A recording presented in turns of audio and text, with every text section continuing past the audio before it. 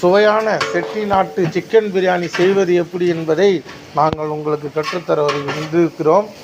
இப்போது சட்டியை வைத்து எண்ணெயை ஊற்றி வெங்காயத்தை நன்கு வதக்க வேண்டும். அது நல்லா பொன்னொருள் போல் வதக்க வேண்டும். எங்களுடைய செய்முறையாளர் உங்களுக்கு செய்து கொண்டு காட்டியிருக்கிறார். Mohamed Maideen, master name. நன்றாக வதக்க வேண்டும்.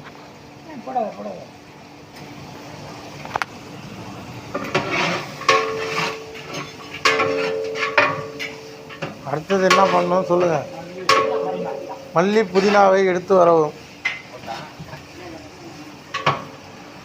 சிறிது நேரம் காத்திருக்கவும்.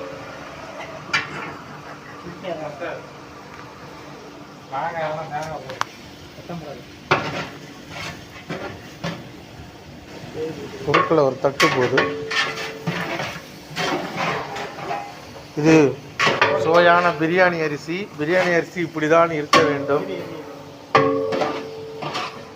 கொத்தமல்லி, கறியை நல்லா மஞ்சத்தூள் போட்டு இது மாதிரி உலர்ந்தபடிக்கு வைத்திருக்க வேண்டும். அப்போது தான் கறி டேஸ்ட் கொடுக்கும். சிக்கன் மற்ற ஐட்டங்கள் அனைத்தையும் செய்து வைத்திருக்க வேண்டும். மல்லி புதினாவை அடுத்தது சேர்க்க வேண்டும்.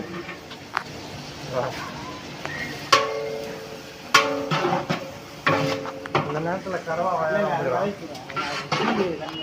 நன்றாக கிளற வேண்டும். போதுமான அளவு இல்லை, ஒரு குறிப்பிட்ட அளவு தெரியும். எத்தனை கட்டு புதினா? 6 கட்டு புதினா போடணும். ஒரு 60-70 பேர் சாப்பிட்ற மாதிரி இருந்தால் ஒரு 6 கட்டு புதினா போடணும்.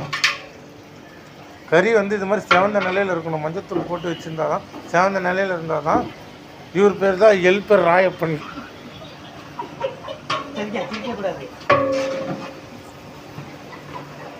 உங்களை சந்தோஷ கடலில் ஆழ்ந்து இந்த சிக்கன் பிரியாணியை நீங்கள் செய்து பார்ப்பதற்கு நாங்கள் உங்களுக்கு டிப்ஸ் கொடுத்துருக்கிறோம்.